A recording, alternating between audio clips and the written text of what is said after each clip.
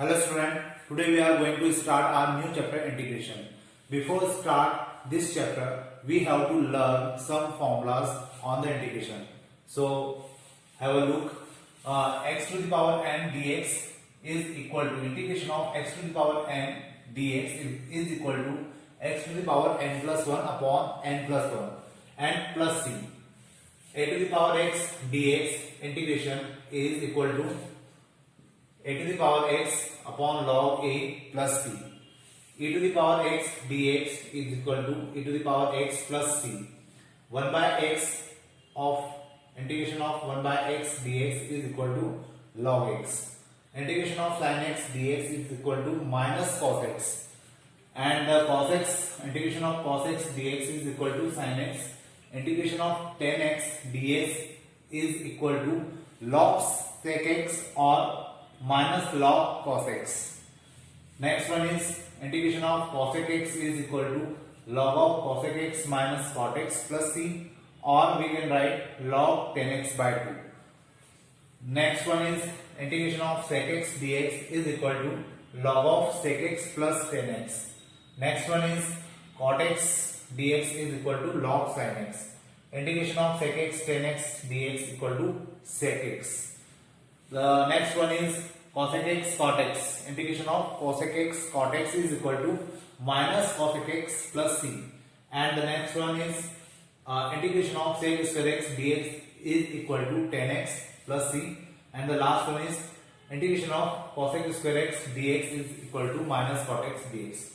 फिलहाल ये मैंने अभी कहा कि लास्ट है, लेकिन इसके आगे और भी फॉर्मूले फिलहाल के लिए लास्ट है. अभी जो फॉर्मूले की जरूरत हमें है वो मैंने सारे फॉर्मूले लिख दिए हैं, लेकिन जब आगे हम लोग क्वेश्चंस करेंगे तो कुछ इंटीग्रेशन के फॉर्मूले आएंगे, कुछ और नए फॉर्मूले आपको देखने को मिलेंगे. तो फॉर्मूले के लिए इस चैप्टर को आप लोग अगर किसी नए पेज से नई कॉपी से स्टार्ट कर रहे हैं तो ये सारे फॉर्मूले किसी फ्रंट पेज पे लिख लीजिए और उनको आपको बार बार रीड करना है. आप एक बार में इनको याद नहीं कर सकते. अगर आप एक बार में याद करने की कोशिश करेंगे तो मुश्किल से 1 या 2 दिन में आप वापस भूल जाएंगे. तो इन फॉर्मूलेस को आप लोग एक पेज पर लिख लीजिए और उस पेज को बार बार हर 1-2 दिन में बार बार रीड कर लीजिए. आप केवल उसको रीड करेंगे तब भी 2 या 3 दिन में या 5-7 दिन में वो आपको याद हो जाएंगे. अब देखिए इन फॉर्मूलास को हम लोग जो लिख रहे हैं कुछ 2-3 पॉइंट है जिनको मुझे आपको एक्सप्लेन करना है कि यहाँ पर जितने भी इंटीग्रेशन हम लोग करेंगे उन इंटीग्रेशन में सी से आने वाली सारी टर्म के आगे माइनस का साइन लगेगा. तो देखिए यहाँ सी से स्टार्ट हो रहा है तो माइनस का साइन है. यहाँ पर सी से स्टार्ट हो रहा है cosec x तो माइनस का साइन है. यहाँ पे सी से स्टार्ट हो रहा है तो माइनस का साइन है.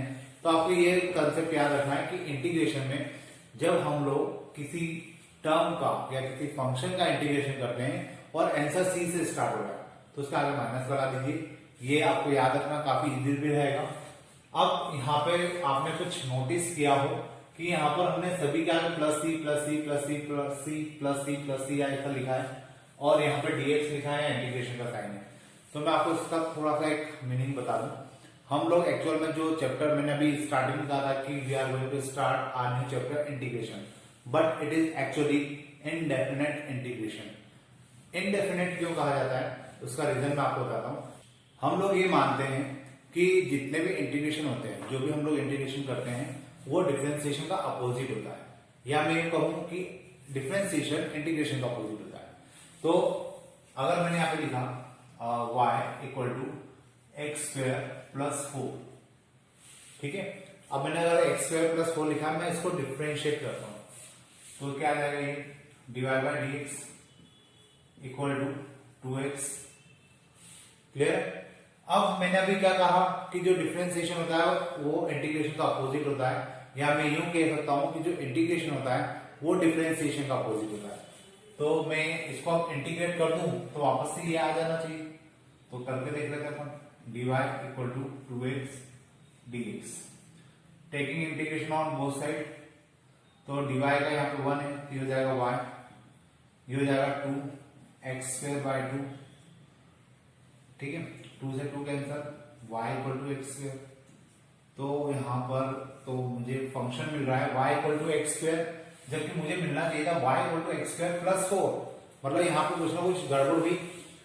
मैंने अभी कहा था कि जो डिफरेंशिएशन होता है वो इंटीग्रेशन का अपोजिट होता है, जो इंटीग्रेशन होता है वो डिफरेंशिएशन का अपोजिट होता है।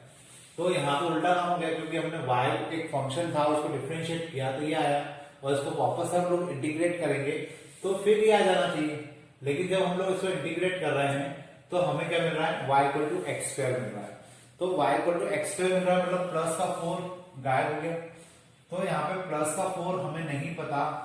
अगर मैंने क्वेश्चन यहाँ से स्टार्ट किया होता तो मुझे नहीं पता कि जो वैल्यू आएगी उसके साथ कोई कांस्टेंट वैल्यू थी या नहीं थी। तो उसके लिए हम लोग यहाँ क्या लगाते हैं, प्लस सी लगाते हैं।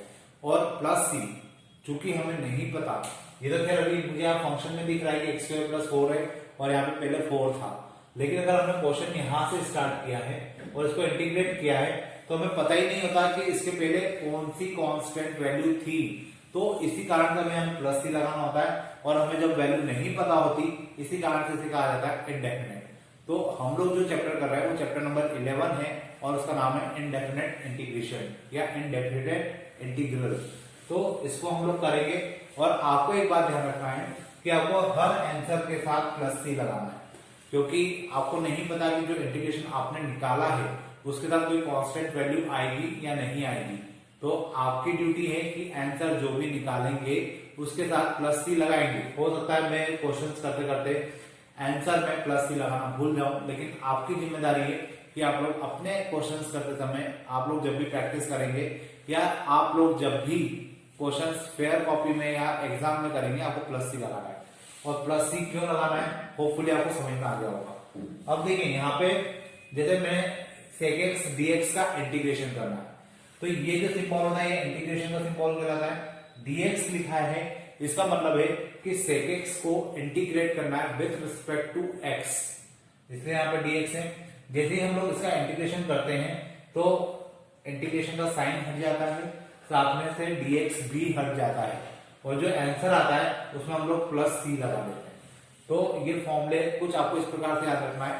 मैं एक बार वापस से शॉर्ट में रिवाइज कर दूं कि यहाँ पर आपको आंसर में प्लस सी लगाना है। दूसरी बात ये कि जब आप इसको इंटीग्रेट करेंगे तो इसको इंटीग्रेशन करने के बाद आपका जो आंसर आएगा उसमें प्लस सी आप लगाएंगे और साथ में इंटीग्रेशन का साइन हटा देंगे और dx हटा देंगे। क्लियर है? तो ये थोड़ा सा छोटा सा कंसेप्ट था। अब अपन स्टार्ट करते हैं क्वेश्चंस। देखिए कुछ क्वेश्चंस मैंने यहाँ पे लिखे हैं जिनको मुझे इंटीग्रेट करना है, और इनको जब मैं इंटीग्रेट करूंगा तो इनका आंसर क्या आएगा ये पता करने के लिए मैंने इसके पहले भी जो फॉर्मूले लिखवाए थे मैंने आपको कहा था कि उसको याद करिए। उसको याद करना जरूरी है, उसके बिना ये क्वेश्चंस हो पाना थोड़ा मुश्किल हो जाएगा। तो देखिए मुझे फिलहाल वो फॉर्मूले याद है, मैं उन क्वेश्चंस पे वो फॉर्मूला अप्लाई करने की कोशिश करता हूँ। जैसे एक्स क्यूब है तो इसके साथ में dx होगा, तभी मुझे इसको इंटीग्रेट करना होगा। और इसका जो फॉर्मूला होता है उसके अकॉर्डिंग क्या होता है कि जो पावर होती है उसमें प्लस 1 हो जाता है और अपॉन में भी प्लस 1 हो जाता है। तो इसका आंसर हो जाएगा x to the power 4 upon 4, और साथ में मुझे क्या लिखना है प्लस सी। तो इसका आंसर कितना हो जाएगा x to the power 4 upon 4 plus C. अब इसकी बात करते हैं, मुझे इसको भी इंटीग्रेट करना है विथ रिस्पेक्ट टू dx। आप चाहें तो इंटीग्रेशन और dx दोनों को सेपरेट दे सकते हैं और चाहे तो साथ में भी कर सकते हैं। तो यहाँ पे कितना हो जाएगा 4 इंटू एक्स की पावर 4 कांस्टेंट है, तो 4 का एलिमेंट आ जाएगा। x की पावर 3 को जब हम लोग इंटीग्रेट करेंगे तो उसकी पावर में प्लस 1 हो जाएगा, क्योंकि सबसे पहला फॉर्मूला है x to the power n equal to x to the power n plus 1 upon n plus 1। तो यहाँ पर x की पावर में जो 3 है वो हो जाएगा 3 प्लस 1 अपॉन में 3 प्लस 1 माइनस 4, यहाँ पे आ जाएगा x to the power minus 5 plus 1 upon में माइनस 5 प्लस 1। ये जो 3 प्लस 1 है ये 4 हो जाएगा, और इस 4 से cancel x to the power 4 माइनस 4 x to the power minus 4 upon minus 4। ये 4 से 4 कैंसिल, ये माइनस और माइनस प्लस हो जाएगा। तो यहाँ पे आंसर मुझे मिलेगा x to the power 4 plus 1 upon x to the power 4 plus c। ये मेरा क्या हो जाएगा आंसर हो जाएगा। प्लस सी आपको लगाना है, जैसा मैंने आपको थोड़ी देर पहले भी कहा था। फिलहाल ये क्वेश्चन भी हो गया मेरा। अब अपन चलते हैं रूट एक्स की तरफ, और रूट एक्स का जो भी आंसर आएगा उसको आप याद कर लीजिएगा क्योंकि जब तक ये इंटीग्रेशन चलेगा हमें बार बार रूट एक्स की जरूरत पड़ेगी और रूट एक्स का इंटीग्रेशन क्या होगा वहां पर हम लोग डायरेक्टली रखेंगे। तो देखिए क्या होगा इसका आंसर, रूट एक्स की बात कर रहे हैं हम लोग, तो रूट एक्स को हम लोग लिख सकते हैं एक्स टू द पावर 1/2 और मुझे इसको इंटीग्रेट करना है विथ रिस्पेक्ट टू एक्स। तो यहां पर क्या हो जाएगा x to the power 1/2 plus 1 upon में 1/2 प्लस 1, ठीक है। फिर एक्स टू द पावर कितना आ जाएगा ये, मतलब ये तो हो जाएगा नीचे 3/2 और 3/2 ऊपर रेसिप्रोकल होगा तो ये जाएगा 2/3 X to the power 3/2 plus C. ये क्या हो जाएगा रूट एक्स का इंटीग्रेशन हो जाएगा। मतलब सीधा सा कंसेप्ट है कि जब भी आपको रूट वाली टर्म मिलेगी तो आपको रूट वाली टर्म को पावर के फॉर्म में कन्वर्ट करना है और पावर के फॉर्म में कन्वर्ट करने के बाद आप उसको इंटीग्रेट कर देंगे। नेक्स्ट है e to the power log root x upon x. मैं आपको एक कंसेप्ट बता दूं, यहाँ पे e की पावर में अगर डायरेक्टली log लिखा होता है, मान लीजिए यहाँ पे है ax का होल स्क्वायर, तो अगर e की पावर में डायरेक्टली log है तो इसकी वैल्यू कितनी हो जाती है, सीधे ax स्क्वायर हो जाती है। अगर e to the power log यहां पर b लिखा है तो ये जो वैल्यू है ये सीधी कैंसिल होकर यहाँ पे क्या आ जाता है b आ जाता है, ठीक है। तो ये आपको कंसेप्ट पता होना चाहिए। तो यहाँ पर भी आप लोग देखिए, यहाँ पर आपको क्या दिया हुआ है e to the power log root x, तो मैं इसको e की पावर log x को हटाकर सीधे यहाँ पे लिख सकता हूँ root x upon x, clear है। और रूट एक्स अपॉन एक्स को क्या लिखा जा सकता है 1 अपॉन रूट एक्स dx, ठीक है। अब 1 अपॉन रूट एक्स हो गया dx हो गया। अब मुझे इसको इंटीग्रेट करना है, तो इसको इंटीग्रेट किस प्रकार से कर सकते हैं हम लोग, ऑब्वियस है कि मुझे इसको जब भी कोई टर्म नीचे होती है मैं उसको इंटीग्रेट नहीं कर सकता, मुझे इस टर्म को ऊपर ले जाना होगा। तो यहां पर कितना आ जाएगा x to the power -1/2 dx और इसको इंटीग्रेट करेंगे तो ये हो जाएगा x to the power -1/2 plus 1 upon में -1/2 plus 1 and it is equal to 2 x to the power 1/2 equal to 2 root X plus C. मतलब मैं अगर आपको ऐसा बोलूं कि आप याद कर लीजिए कि 1 अपॉन रूट एक्स कितना होता है, तो 2 रूट एक्स होता है, क्लियर है। और अगर आपको नहीं समझ में आया तो आप निकालना भी देख सकते हैं कि हमने किस प्रकार से निकाला है, क्योंकि आगे जैसे रूट एक्स का मैंने आपको बताया कि 2/3 एक्स टू द पावर 3/2 होता है, ये आपको याद करना चाहिए क्योंकि इसकी जरूरत बार बार पड़ेगी। वैसे ही 1 अपॉन रूट एक्स की भी बार बार जरूरत पड़ेगी। तो 1 रूट एक्स का फॉर्मूला क्या होता है 2 रूट एक्स होता है, इसको एज अ फॉर्मूला याद कर लीजिए ताकि आगे आने वाले क्वेश्चंस में हम लोग इनकी वैल्यू को डायरेक्ट पुट करेंगे, ठीक है। अब अपन देखते हैं नेक्स्ट ये क्वेश्चन। इस क्वेश्चन को करने के लिए मैंने अभी थोड़ी देर पहले भी कहा था कि जो अपॉन में टर्म होती है हम लोग उनको डायरेक्टली इंटीग्रेट नहीं कर सकते, मुझे इसको सेपरेट करना पड़ेगा। तो मैं इसको सेपरेट कर दूं, हो जाएगा x³ upon x square minus 1 upon x square and it is dx, clear है। इसके बाद ये टर्म इससे कैंसिल, यहां आ जाएगा x, यहां आ जाएगा 1 अपॉन, या इस x स्क्वायर को ऊपर ले जाते हैं, ऊपर ले जाने पे क्या हो जाएगा x टू द पावर -2। बस अब हमें क्या करना है, इसको इंटीग्रेट करना है। तो x का इंटीग्रेशन हो जाएगा x²/2। अब मैं थोड़ा सा डायरेक्ट करूंगा, आपको भी आना चाहिए। फॉर्मूला कौन सा लगाया मैंने, इसमें जो लगा था वही फॉर्मूला लगाया इसमें, और यहाँ पे हो जाएगा x to the power -2 plus 1 upon में -2 plus 1 and it is equal to x²/2 plus 1 upon x plus c। तो ये मेरा क्या हो जाएगा आंसर हो जाएगा। इसको हमने अलग अलग लिखा, फिर अलग अलग इसको इंटीग्रेट किया और अलग अलग इंटीग्रेट करने के बाद इसका फाइनल आंसर लिखा। अब इसके बाद बात करते हैं हम लोग यहाँ पर। तो होपफुली ये समझ में आ रहा होगा आपको कि किस प्रकार से क्वेश्चंस किए हुए। अब देखिए मुझे इसको इंटीग्रेट करना है, तो इंटीग्रेशन का साइन और साथ में dx आएगा। मतलब आप लोग ये मान के चलिए कि जहां जहां इंटीग्रेशन का साइन है वहां dx होगा, नहीं तो कोई ना कोई ऐसा वेरिएबल होगा जिसके रिस्पेक्ट में आपको इंटीग्रेट करना होगा, ठीक है। तो अब मुझे इसको x के रिस्पेक्ट में इंटीग्रेट करना है। a कांस्टेंट है, x स्क्वायर का कितना हो जाएगा एक्स क्यूब बाय 3 हो जाएगा। अब मैं डायरेक्ट करूंगा, आपको भी डायरेक्ट करने की आदत होना चाहिए। फिर बी एक्स का क्या हो जाएगा, B X square by 2 plus C का क्या होगा, कांस्टेंट वैल्यू का इंटीग्रेशन क्या होगा, ये अच्छे से समझिए। कांस्टेंट वैल्यू का डिफरेंशिएशन क्या होता है, 0 होता है। लेकिन जब हम लोग कांस्टेंट वैल्यू का इंटीग्रेशन करते हैं तो इस कांस्टेंट वैल्यू के साथ एक x आ जाता है।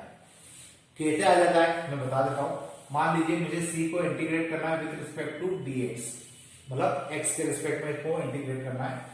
तो अब यहाँ पे कोई वेरिएबल तो है नहीं, c तो कांस्टेंट है, तो c को मैंने बाहर निकाला, यहाँ हो जाएगा 1 dx। c 1 को मैं क्या लिख सकता हूं, x की पावर 0 dx लिख सकते हैं। x की पावर 0 है तो मैं यहाँ पे लिख सकता हूँ x इंटीग्रेट अगर मैं इसको करूंगा x की पावर 0 को, तो ये हो जाएगा x की पावर 0 प्लस 1 अपॉन में 0 प्लस 1, मतलब कितना हो जाएगा cx। इसलिए मैंने c का इंटीग्रेशन डायरेक्ट क्या लिखा, cx लिखा। तो होपफुली आपको समझ में आया होगा, इंटीग्रेशन के अंदर जो कांस्टेंट वैल्यू होती है उसका इंटीग्रेशन कितना होता है, उसके साथ एक x आ जाता है। तो अब ये इतनी प्रोसेस अब मैं आपको नहीं बताऊंगा, आपको ये याद रखना है कांस्टेंट वैल्यू जहां पर भी होगी उसका इंटीग्रेशन जब भी हम लोग करेंगे साथ में क्या लगा लेंगे, x लगा लेंगे। तो ये हमारा क्या हो जाएगा, अच्छा हाँ, अभी इसके साथ हमें क्या लिखना है, प्लस सी।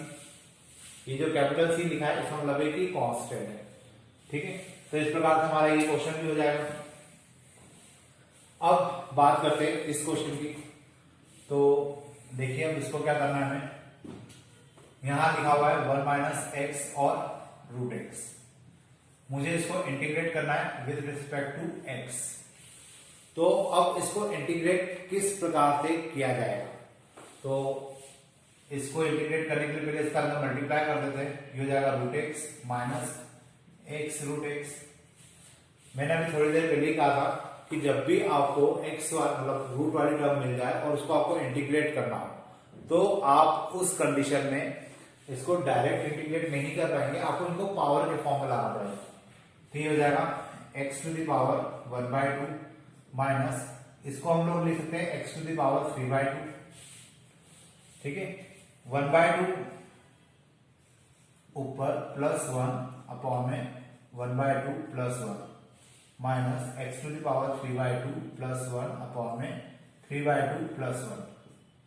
और इस प्रकार से मुझे क्या मिलेगा, ये हो जाएगा 3/2 और ये 3/2 ऊपर आ जाएगा, so we can write 2/3 x to the power 3/2 minus ये हो जाएगा 5/2 रेसिप्रोकल होगा, ऊपर आएगा तो ये हो जाएगा 2/5 and x to the power 5/2 plus c। ये मेरा क्या हो जाएगा, फाइनल आंसर हो जाएगा। और मैंने जैसा आपको बोला है कि आपको बार बार यहाँ पे इस बात का ध्यान रखना है कि आपके आंसर में क्या आना चाहिए, प्लस सी आना चाहिए। अब ये इसका सॉल्यूशन हो गया। बात करते हैं हम लोग नेक्स्ट क्वेश्चन के लिए। वहां पे लिखा है e to the power x and a to the power x, e to the power x और a to the power x। अब देखिए यहाँ पे प्रोडक्ट रूल नहीं होता और यहाँ पे होता है बाय पार्ट्स, तो वो बाय पार्ट्स हम लोग खैर बाद में पढ़ेंगे। तो फिलहाल यहाँ बाय पार्ट्स तो लग नहीं पाएगा क्योंकि ये भी फंक्शन है और ये भी फंक्शन है। तो अब इसको कैसे करें, तो इसको करने के लिए हम लोग क्या करेंगे, e a की पावर x लिख देते हैं, ठीक है। और जब e a की पावर x लिखेंगे तो इसका इंटीग्रेशन क्या हो जाएगा, e a की पावर, इस पूरे को कांस्टेंट मान लीजिए, तो a की पावर x का होता है a की power x upon log a। अब log a होता है, लेकिन यहाँ पे a की जगह पे कौन है, e a है, तो यहाँ पे e a पूरा आ जाएगा। और एक और बात ध्यान रखिए कि जब भी आप लोग इंटीग्रेशन करेंगे और उसमें x के साथ कोई टर्म कांस्टेंट होगी तो वो कहां पर आएगी, आगे आएगी, लेकिन यहाँ पे x के साथ कुछ भी नहीं है, तो फाइनली ये मेरा क्या हो जाएगा, आंसर हो जाएगा। तो इस प्रकार से ये मेरे और यहाँ पे प्लस सी लिखना है, तो ये फाइनली मेरा क्या हो गया, आंसर हो गया। अब आज हमने जो क्वेश्चंस किए काफी कम क्वेश्चंस हुए, लेकिन वो जरूरी थे, थोड़ा सा बेसिक्स था, मुझे आपको समझाना था कि किस प्रकार से हमें क्वेश्चंस करना है और कहाँ कहाँ पे आपको ध्यान रखना है। तो आपको जो फॉर्मूले मैंने अभी स्टार्टिंग में बताया वो फॉर्मूले आप लोग अच्छे से याद करिए, लिख कर रखिए और उसको बार बार पढ़ते रहिए। आप उसको एक बार में पढ़कर याद नहीं कर सकते, एक बार में बैठ कर आप उसको रट नहीं सकते, उसको आपको बार बार रीड करना पड़ेगा, तब जाके वो फॉर्मूले याद होंगे। और मैं आपको एक और बात बता दूं कि जब आप इन फॉर्मूलों को याद करेंगे तो आपको काफी कंफ्यूजन होगा डिफरेंशिएशन और इंटीग्रेशन के फॉर्मूले में। तो आपको दोनों फॉर्मूलों को साथ में लिखना चाहिए और साथ में कंपेयर करना चाहिए। अधिकतर फॉर्मूले ऐसे हैं कि जिसका आप डिफरेंशिएशन कर रहे हो तो इंटीग्रेशन वाली टर्म आ रही है और इंटीग्रेशन कर रहे हो तो डिफरेंशिएशन वाली टर्म आ रही है। तो अगर आपने इन फॉर्मूलों को साथ में लिखा तो आपका जो कंफ्यूजन है वो भी दूर हो जाएगा। अब जब हमारा नेक्स्ट लेक्चर होगा हम उसमें इसी टाइप के इंटीग्रेशन के ऊपर और ज्यादा क्वेश्चंस करेंगे और थोड़ा सा देखेंगे कि किस प्रकार से इंटीग्रेशन और अप लेवल पे जाके हम लोग कर सकते हैं। तो आज के लिए हम इतने ही रखते हैं। Thank you.